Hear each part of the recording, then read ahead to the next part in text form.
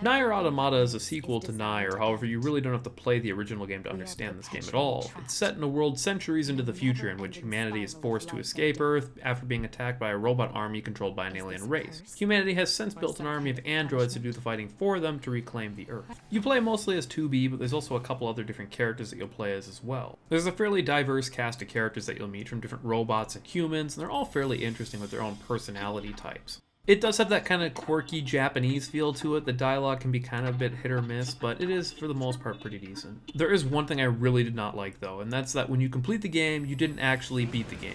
The first ending that you get is one of 5 that eventually lead into the true ending.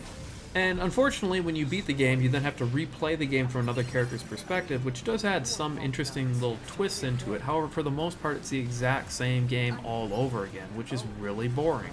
I will say that the final ending is interesting and filled with all sorts of philosophical questions, however there's just not enough to keep it fresh after the 20 plus hours you're looking at to get there.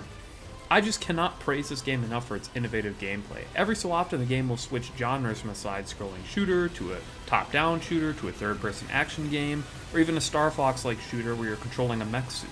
And each of these are fairly well done. I will say that the Geometry Wars hacking one is probably the worst of them, but most of them have a lot of depth to them. There's a lot of different abilities and combos you can use. And it's amazing how well they are able to manage the transitions between the different types of gameplay. The camera moves seamlessly between them. And there is a ton of different customization that you can use to enhance each of these game modes. There's a chip system, for example, where you can choose all sorts of different special bonuses and abilities, like getting more attack power, auto healing, defensive boosts, and so forth. You basically choose different abilities and powers and then snap them into this giant top-down thing. I will say it's a little bit clunky in a lot of ways. It's not very apparent where one ends and begins because some of them take up more space than others, and as a result it can be kind of frustrating trying to get them in. But even with a lot of the clunkiness, it does do a great job of allowing you to focus your play towards a particular style. And then you also get a ton of different weapon options that you can choose from. And another part of Nier that deserves high praise is the music. It is so dang good. There is some incredibly memorable tracks in this game that you will be humming for weeks to come. Graphically, Nier is a bit passable. It has a style that I really like, but the game looks like a PS3 game at times, especially the city that you run through. It is one of the most boring and uninteresting gaming locations I've ever been in. And while the enemies have a certain simplistic charm to them, they're just really bland looking.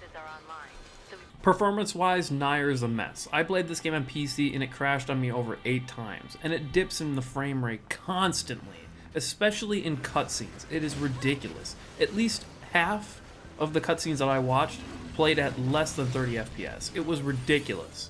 And there's this really weird, strange bug in the game where you can't start the game at 1920 by 1080 full screen by default. It just doesn't like it at all, and it defaults back to another resolution or to windowed mode.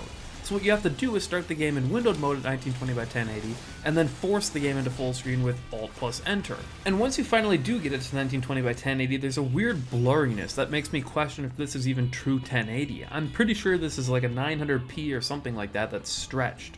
It's very clear that the PC port was an afterthought, and I would not recommend anyone to play this game on PC as a result. Overall, there's a lot to love about Nier Automata. There's a ton of customization here. The combat is really fun and satisfying to play. There's a lot to do here, and with all the genre switching that happens, it keeps the game fresh for the most part.